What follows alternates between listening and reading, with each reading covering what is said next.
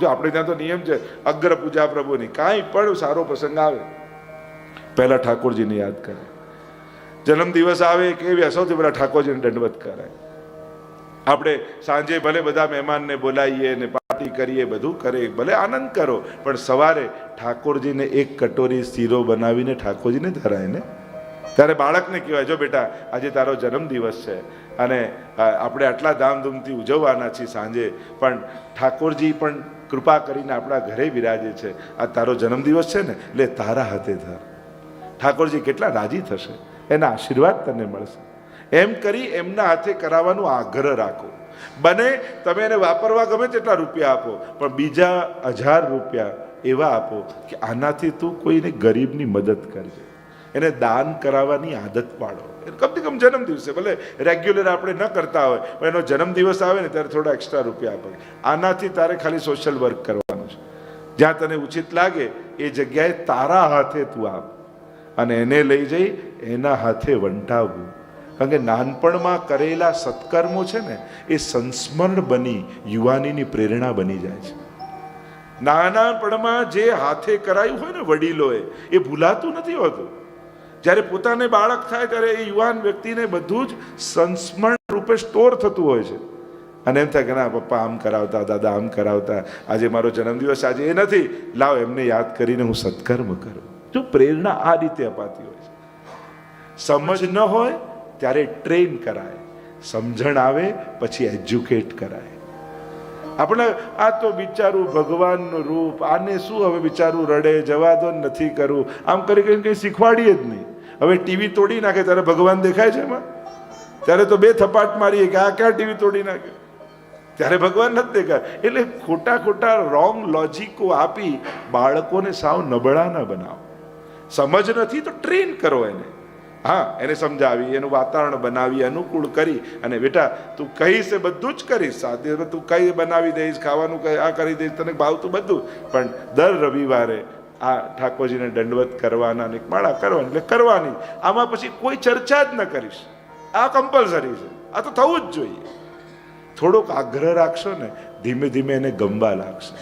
પાછા કોલેજમાં આવશે ત્યારે છૂટી પણ જશે. થોડાક મોટા થાય ત્યારે 12માંથી કોલેજ થોડું છૂટી પણ જાય. કદાચ એ પોતાના લાઈફમાં મિત્ર સ્વર્ગ એ હોય, પણ જ્યારે એના લગ્ન થાય ને એને બાળક થાય ને અને એમ થાય કે હવે આને સંસ્કાર આપવાના છે, ત્યારે મમ્મી પપ્પાએ કરાયેલું બધું યાદ આવે પાછું. એમ થાય કે હવે આને આમ કરાવીએ, આને આ રીતે કરીએ, અમને આમ કરાવતા તો હું આને આમ કરાવું. તો નાનપણમાં વડીલોએ કરાવેલા સત્કર્મો યુવાનીના સંસ્મરણો બની એના હાથે પુણ્ય કાર્યો કરાવતા હોય છે. એટલે નાનપણમાં પણ જન્મદિવસ આદિ આવે ને તો કંઈક થોડું એક્સ્ટ્રા આપી એના હાથે. હવેલીમાં પણ જાઓ ને તો જરો પલ્લા કરાયા, થોડો પ્રસાદ મળ્યો એટલે બેટા આ જેટલા વૈષ્ણવ આવે ને તારા હાથે આપે. એમને આપવાની આદત પડાવો. કારણ કે લેવાની જ માણસની આદત હોય છે. આ નાની નાની બાબતો, નાના નાના કાર્યો એના વિચારમાં એટલી મોટી અસર કરશે ને કે ક્યારેક એ મોટા સત્કર્મો કરતો થઈ જશે. એનો જન્મદિવસ આવે ત્યારે એના હાથે વંટાવો કે ચાલ તો એ દરવાજા પાસે ઊભો રહી જાય, જેટલા વૈષ્ણવ આવે ને એમને જય શ્રી કૃષ્ણ કરજે ને તારા હાથે આવે. અને એને ગમશે, એ લોકોને એક્ટિવિટી આપો, બાળકોને તો એને ગમે. પણ આવી નાની નાની બાબતોમાં ધર્મ અને સંસ્કારને આવા સમયે જોડી અને તમે એમને એ રીતે પ્રેરિત કરી શકો છો. એટલે યોગ્ય સમયે જ્યારે યોગ્ય વાત અને યોગ્ય કાર્ય સોંપવામાં આવે એની મન ઉપર બહુ જ અસર થતી હોય. જેટલા મહાપુરુષો થયા એ બધાએ પોતાના બાલ્યકાળની કોઈ ને કોઈ વાત પ્રેરણા રૂપે ચોક્કસ લીધી છે. તમે બધાની આત્મકથા વાંચો તો જે નાનપણમાં જે વડીલોએ ભલે પરાણે કરાવ્યું હોય, પણ એ પરાણે કરાવેલા કાર્યો એના માટે પ્રેરક બની ગયા અને સમાજમાં કંઈક મોટું કરી શક્યા. એટલે બાલ્યકાળ બહુ જ મહત્વનો છે. એવા સમયે ઉત્તમ સંસ્મરણો એમને ભેગા કરવા દો, સારી યાદો ભેગા કરવા દો. આપણે વડીલોને કેવું યાદ હોય, અમારા બા તો અમને જમવાનું જ ના આપ્યો, પાઠ ના કર્યા હોય તમને ખાવાનું નહીં મળે, સ્કૂલેથી આવ જાઓ પેલા નહીં આવો તો જ તમને ખાવા મળશે, આ તો કરવું જ પડશે, જારી ભરવી જ પડશે, એકાદી કરવી જ પડે. કેવું પરાણે કરાવતા. અને જેને જેને પરાણે કરાવ્યું છે એ કોઈને અભાવ નથી આવ્યા. પણ જે બહુ લિબરલ રહ્યા છે ને, ના ના તારા મનમાં આવે ને તને સમજ પડે ત્યારે કરજે, એ કોઈ માનતા નથી. ઉલટાનું ઊંધી ઇફેક્ટ. તમે સમાજમાં જુઓ તો ઉલટી ઇફેક્ટ. આપણે લાગે પરાણે કરાવીશું તો એને અભાવ આવી જશે. જેને જેને પરાણે વડીલોએ કરાયું છે એ બધાને એમાં ભાવ રહ્યો છે.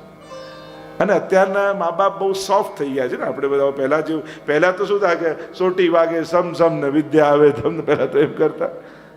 પહેલા તો સ્કૂલમાં માર ખાઈને આવે ને તો ઘરે બીજી બે પડે, કેમ માર ખાઈને આવ્યો. સાયકલમાં પડી જાય તો બીજી બે ઘરે પડે કે કેમ પડ્યો. એટલે એને વાગ્યું હોય ને તો એ છુપાવે કે જો આ કહીશ તો બીજી બે પડશે. એટલે મારવાની નથી કહેતો, પણ અત્યારે બહુ સોફ્ટ. અત્યારના સમયમાં બધા ખૂબ જ ઉદાર ને ખૂબ દયા ને કરુણાવાળા, પણ એ ઘણી વસ્તુનો આગ્રહ એ ક્યાંક આવશ્યક હોય છે. સારા કારનો આગ્રહ ને એને સ્પષ્ટતા સાથે અને લોજિક સાથે કે ના આપણે બધું જ કરીશું, તું કહીશ તને ભાવતું બધું જ બનાવીશ, આમ કરીશું. પણ અઠવાડિયામાં અને કોશિશ કરો એક નિયમ એવો બનાવો.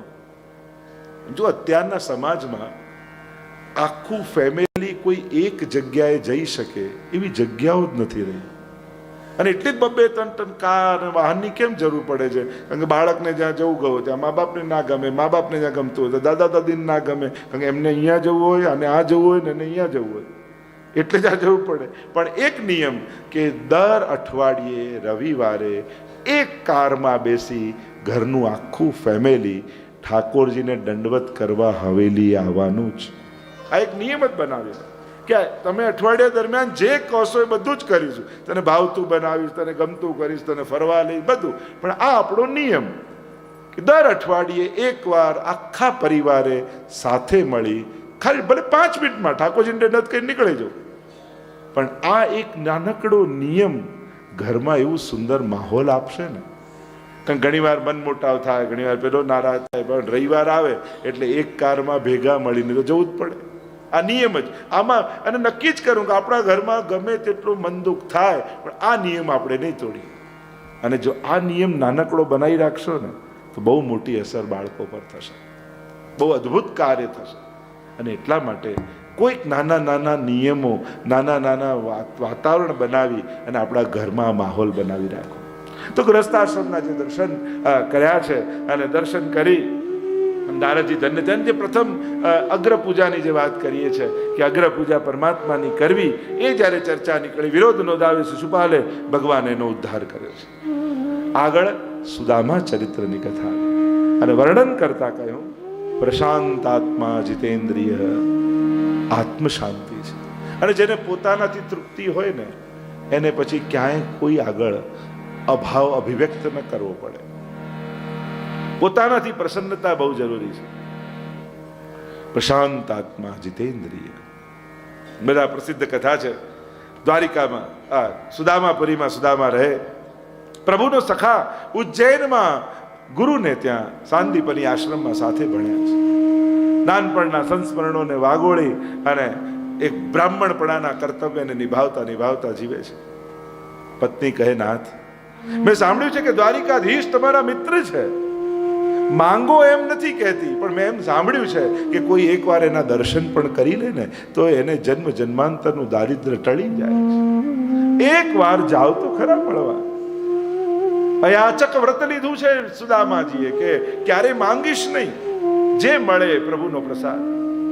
પત્ની કહે તમારા નિયમોનો હું આદર કરું છું, તમારા સંકલ્પોનો મને આદર છે, પણ નાથ આ બાળકો ભૂખ્યા સૂતા હોય ને એ મારાથી જોવાતા નથી. રાતના સમયે દૂધ માંગે અને લોટમાં પાણી ભેળવીને હું એને પીવડાવીને સુડાવી દઉં, અને ભૂખ્યા પેટે સૂતેલા બાળકોના ચહેરા જોઈ મારાથી રહેવાતું નથી. એક વાર એને મળવા જાવ. વારંવાર જ્યારે પત્ની આમ કહેવા લાગ્યા ત્યારે સુદામાને એમ થયું કે આ પત્ની નથી કહેતી, પ્રભુ મને મળવા માંગતા લાગે છે, એટલે આની જીભ પર બેસીને મને બોલાવી રહ્યા છે. જો ભગવાન છે ને સીધા નથી કહેતા, કોઈના ને કોઈના થકી કહેવડાવે. પણ એ આપણી સમજ જોઈએ કે હમણાં આ વ્યક્તિ નથી બોલ્યો, પણ ભગવાન આની જીભ પર બેસીને બોલી રહ્યા છે. ઘણી વાર અને આપણને સંકેત થાય કે નહીં તો આ વાત આ સમયે આ કરે નહીં, પણ એણે જો કરી છે તો લાગે છે કે આ નથી બોલ્યો. ક્યાંક કોઈ ઈશ્વર મને ઈશારો કરી રહ્યો છે, ક્યાંક કંઈક પ્રેરિત કરી રહ્યા છે, પરમાત્મા કંઈક કરાવવા માંગે છે, અને એટલે આના મોઢે આમ બોલાવી રહ્યા છે. નક્કી કર્યું કે કાલે જઈશ. કાંઈ જ નથી ઘરમાં. શું માંગીશ એનું લિસ્ટ કરવા નથી બેઠા. પ્રભુ પાસે ખાલી હાથે કેમ જવાય? એને શું આપીશ એનું ચિંતન સુદામા કરે છે. એને શું આપું?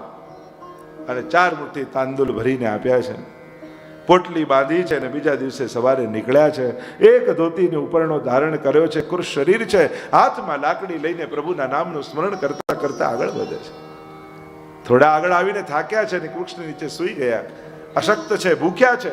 અને પ્રભુ વિચાર કરે, મારો ભક્ત મારી તરફ આવી રહ્યો છે, એ 10 ડગલા ચાલે ને તો 90 ડગલા હું એને ચલાવી દઉં. સારું કરવા જશો ને, થોડોક પ્રયાસ કરશો ને, તો સફળતા સુધી ભગવાન તમને લઈ જશે. ઘણી વાર ખાલી દરવાજાઓમાં સાંકળ નથી હોતી, અટકેલા જ હોય છે. સહેજ ધક્કો મારો તો ખુલી જ જતા હોય છે. પણ આપણી કલ્પના હોય છે કે આ તો બધું બંધ છે. એ બંધ ના હોય. એટલે પ્રયાસ કરીને જરૂર જોવું. કોઈ પણ ઉત્તમ કાર્ય એમ નહીં માન્યું કે મારાથી નહીં થાય ને કોઈ સાથ નહીં આપે ને કોઈ, એના માટેનો નાનો પણ પ્રયાસ જરૂર કરવો. કોણ જાણે કે સહેજ ધક્કાથી ખુલી જાય. એ ખુલ્લું જ હોય. અહીંયા પ્રભુ કહે કે મારી તરફ જે અગ્રસર થાય છે એને સફળતા સુધી હું પહોંચાડું છું. યોગ નિંદ્રામાં સુવડાવી દ્વારિકાની બહાર સુદામાને મૂક્યા છે. અને જ્યાં આંખો ખુલી જુએ તો એક વિશાળ વૃક્ષની નીચે સૂતા છે. સામે સોનાની દ્વારિકા દેખાય. કોઈ મુસાફર જતો હોય તો પૂછ્યું કે આ કયું નગર છે? કે આ તો દ્વારિકાધીશની દ્વારિકા છે. અરે અહીંયા હું ક્યારે આવી ગયો? ખબર ન પડી. શોધતા શોધતા પરમાત્મા ક્યાં બિરાજે છે. એમ કહેવાય કે સત્યભામાજીના મહેલમાં બિરાજતા હતા અને પ્રભુને શોધતા શોધતા આવ્યા છે. અહીંયા દ્વારકાધીશનો નિવાસ છે. પ્રવેશ કરવા જાય ને દ્વારપાલ રોકે છે. કોણ છો? ક્યાંથી આવ્યા છો? શું કામ છે? દ્વારિકાધીશનો મિત્ર છું, મળવા આવ્યો છું. અરે જાઓ જાઓ, તમારા જેવા તો રોજ કેટલા આવીને ઊભા હોય. જો બધાને મળવા જાય તો રાજકાજ ક્યારે કરે? નહીં મળે મારા પ્રભુ. થોડી વાર થઈને પાછા સુદામાજી આવે. એક વાર જઈને કહો તો ખરા કે એમનો મિત્ર સુદામા બહાર ઉભો છે. કહ્યું ને તને એક વાર, નીકળ અહીંયાથી. ત્રીજી વાર પ્રયાસ કર્યો ને ધક્કો માર્યો છે ને દૂર જઈને પડ્યા. હૃદય ભરાઈ આવ્યું, આંખમાંથી ચોધાર આંસુ નીકળવા લાગ્યા. થયું આટલી દૂરથી પ્રભુ આપના દર્શન કરવા આવ્યો ને આપ મને ઝાંખી નહીં આવો. લાવ છેલ્લી વાર પ્રયાસ કરી જોઉં. જઈને 2 હાથ જોડીને દ્વારપાલોને કહ્યું છે, એક વાર જઈને ખાલી કહી દો કે બહાર સુદામા ઉભો છે. બસ મારે મળવું નથી, તમે ખાલી કોઈ સમાચાર આપી દો. દ્વારપાલોને થયું કે આટલું કહે છે તો લાવ જઈને સમાચાર તો આપો. અને ભીતર જાય છે. સોનાના ઈંડોળે ઝૂલતા પરમાત્માની આગળ જય ઘોષ કરીને કહે છે, પ્રભુ બહાર કોઈ ગરીબ બ્રાહ્મણ ઊભું છે. પોતાનું નામ સુદામા કહે છે. અને જ્યાં સુદામા શબ્દ સાંભળ્યો પરમાત્મા કૂદકો મારીને દોડ્યા છે. ફલાંગો ભરતા ભરતા પીતાંબર હવામાં ઉડતું જાય છે. કૂદકા મારતા મારતા પરમાત્મા દ્વાર પર આવી અને બાત ભીડી લે છે. સુદામા, અરે મિત્ર, આટલા વર્ષે તને મારી યાદ આવી. આવ આવ. એટલે અંદર પધરાવીને લાવ્યા. પોતાના સોનાના સિંહાસન પર બિરાજમાન કર્યા છે. અને કહ્યું રાણીઓને કરે ગરમ જલ લાવો કેસર વાળું. આના પગ પખારવા છે. પાણી પરાત કો છુયો નહીં और सुवन जल से पग धोए. રાણીઓ જળ લઈને આવે એ પહેલા તો પરમાત્માએ પોતાના આંસુઓના જળથી ચરણ પખારે.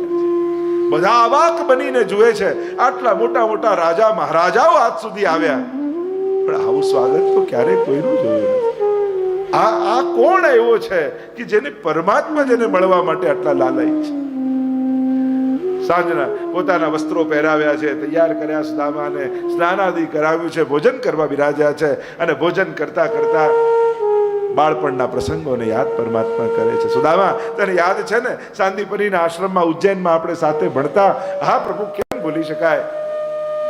બધા રાજા મહારાજાઓના દીકરાઓ હતા ને હું એક ગરીબ બ્રાહ્મણનો એકલો દીકરો. એકલો બેસીને, કારણ કે જેની જોડે ભોજન કરવા જવું એ થાળી લઈને દૂર જતો રહે. મારી જોડે કોણ બેસે? પ્રભુ યાદ છે, આપ મારી પાસે આવીને બેસતા અને કોળીઓ લઈ લઈને મારા મોઢામાં મૂકતા. કેમ ભૂલી શકાય? અને પ્રસંગોને યાદ કરતા કરતા પ્રભુ કહે, સુદામા તને યાદ છે ને એક દિવસ ગુરુ માએ લાકડા લેવા આપણને મોકલ્યા હતા. વર્ષાનો દિવસ હતો અને ઝાડ પર ચડ્યા, નીચે હું ને ઉપર તું. ગુરુ માએ 2 મુઠ્ઠી ચણા ભરીને આપ્યા હતા અને કહ્યું હતું કે વાટીને ખાજો. મેં પૂછ્યું સુદામા કંઈક આપ્યું છે? અને ત્યારે તું એકલો ખાઈ ગયો હતો સુદામા. સાંભળતાની સાથે સુદામાનું હૃદય ભરાઈ આવ્યું. પ્રભુ, એની જ તો સજા ભોગવું છું જિંદગી ભર. દારિદ્ર્ય મારા ભાગ્યમાં નથી, મારું પસંદ કરેલું છે. આપના ભાગનું, આપનું આપેલું આપને ધર્યા વગર ખાઈ જાય, એની તો આ જ દશા થાય. પ્રભુ કહે, એ તો નાનપણની વાતો, હવે બધું ભૂલી જા. એ તો બધું સમાપ્ત દિવસો ગયા ને બધી વાતો ગઈ. અલગ મલકની વાતો કરતા કરતા પ્રભુ એની સાથે સુદામાને રાખે છે, એની સાચવે છે અને ખૂબ લાલ લડાવે છે. ઘણા દિવસો ગયા. કહ્યું એ સમય કે કંઈક મારા માટે મોકલાયું છે, અને તાંદુલની પોટલી છુપાવવા લાગ્યા સુદામા. એમ થયું કે દ્વારિકાધીશને હા અપાય. પ્રભુ માટે ભક્ત કોઈ પણ વસ્તુ નાની નથી. આ માણસોની દ્રષ્ટિએ આ નાની, ના મોટી, ના મોંઘી, ના સસ્તી. ભગવાન પ્રાઇસ ટેગ જોઈને કોઈનું સ્વીકારતા નથી, એનો ભાવ જોઈને સ્વીકારે છે. આપણે એમ માનીએ છીએ કે આ મોંઘું હોય એ ભગવાનને ગમે ને સસ્તું ન સ્વીકારે. ઠાકોરજી માટે તો ભક્ત બહુ મોંઘો છે.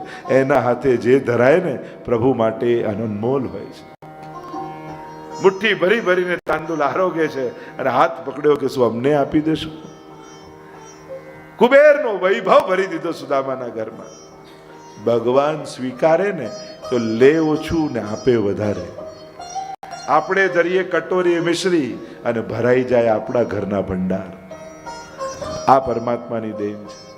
આપણું આપેલું બધાને દેખાય, બધાને યાદે રહે કે રોજ મિશ્રી ધરું છું, પણ એનું ભરેલું તો કોઈને ખબર નથી પડતી કે ક્યારે આવીને આપણા ઘરના ભંડારો ભરી દે છે. અને કહેતોય નથી ને યાદ અપાવતોય નથી.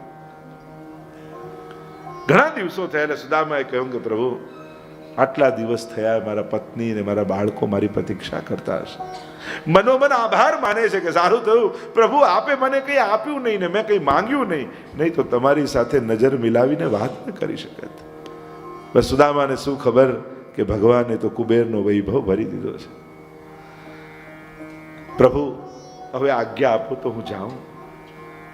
સુદામા પણ મારા વસ્ત્રો, મારા શણગાર, ફરી એ ફાટેલા વસ્ત્રોને આપ્યા છે, લાકડી આપી હાથમાં. મનોમન આભાર પરમાત્માનો માને છે. પ્રભુ, મિત્રતા લજાય નહીં, બસ એ જ મારું ધન છે. અને ધીમે ડગલે સુદામા આગળ જવા લાગ્યો. જ્યાં દ્વાર પાસે પહોંચ્યો ત્યાં પ્રભુએ અવાજ લગાવ્યો, સુદામા. અને વળીને ભીની આંખે સુદામાએ જોયું. શું છે પ્રભુ? પ્રભુ કહેવા લાગ્યા કે સુદામા, હવે ફરી આપણે ક્યારે મળીએ કોણ જાણે. કેટલા વર્ષો બાદ મુલાકાત થઈને હવે ક્યારે ફરી મળવાનું થાય કોઈ જાણતું નથી. તારી કોઈ યાદ તો મને આપતો જા. સુદામાને સંકોચ થયો કે મારી પાસે તો કાંઈ નથી, પ્રભુને શું હું આપું? પ્રભુ, મારી પાસે તો આપવા લાયક કોઈ વસ્તુ નથી. પ્રભુ કહેવા લાગ્યા, સુદામા, તારી પાદુકા મને આપતો. અરે મારી પાદુકા? પ્રભુ, આપની પાદુકા બધા રાખે, મારી પાદુકા કોઈ રખાતી હશે? મારો મનનો ભાવ છે સુદામા, તારી પાદુકા મને આપતો. એને જોઈ જોઈને હું તને યાદ કરીશ. સુદામા કહે, જેવી પ્રભુ આપની ઈચ્છા. દરવાજાની બાજુમાં બંને પાદુકા કાઢી ખુલ્લા પગે દ્વારિકાની બજારમાં સુદામા નીકળ્યા. અને હવે તો આઠે પટરાણીઓનો પિત્તો ગયો. હદ કરો છો પ્રભુ, આ સુદામાને ખુલ્લા પગે આમ દ્વારિકામાં મોકલાય? આ શું કર્યું આપે? પ્રભુ કહે, મેં જાણી કરીને એને ખુલ્લા પગે મોકલ્યો. કારણ કે ખુલ્લા ચરણથી મેં બ્રજને તો પાવન કર્યું, પણ દ્વારિકાને પાવન કરવાનું સામર્થ્ય મારામાં નથી. આ તો સુદામા જેવા ભક્તો જ્યારે ખુલ્લા પગે જશે ને તો મારી દ્વારિકા ચોથું ધામ બની જશે. લોકો અહીંયા યાત્રા કરવા આવશે, આ ભૂમિનો સ્પર્શ કરી પોતાના પાપ ધોઈને જશે. આવા સંજોગોમાં પણ, આવી અવસ્થામાં પણ જે મને ખવડાવીને જતો હોય એ ભક્તની ચરણની ધૂલી એ તો ભૂમિને તીર્થનું રૂપ આપી દીધું. અને જ્યાં સુદામા પોતાના નગરમાં આવે છે, ઝૂંપડું દેખાતું નથી, સોનાનો મહેલ ઉભો છે. ગભરાયો સુદામા. અરે કોઈ રાજાએ ચડાઈ કરી ઝૂંપડું તોડી નાખ્યું. ક્યાં ગયા હશે મારા બાળકો, મારી પત્ની? કરીને દોડતી દોડતી આવતી દેખાય. ચરણોમાં પડી નાથ, प्रभु की कृपा हो गई, कुबेर का वैभव कर दिया हमारे घर में। અને આ સાંભળતાની સાથે સુદામા પોક મૂકીને રડી. અરે મને તો એમ હતું હું કૃષ્ણને આપીને આવું છું, અને વાગોળતો વાગોળતો આવ્યો અને એણે તો આટલું ભરી દીધું ને ખબર ન પડવાની. એ રહ્યો કપટીનો કપટી, રહ્યો છળીઓનો છળીઓ, મને ઠગી લીધો ને મને ખબર ન પડી. લોકો તો એમ કે એક હાથ આપે તો બીજાને ખબર ન પડે. ભગવાન તો એ રીતે આપે કે લેનારને ખબર ન પડે કે આપનાર કોણ. પટરાણીઓએ કહ્યું, એને કહી દીધું હોત તો એનો રસ્તો જલ્દી કપાઈ જાય કે મેં તને આટલું આપ્યું. પ્રભુ કહે, માંગનારો માંગી ન શકતો હોય તો હું કેમ કહી દઉં કે મેં તને આપ્યું છે. હું લેનારને ક્યારે નાનો નથી બનાવતો, યાદ અપાવી.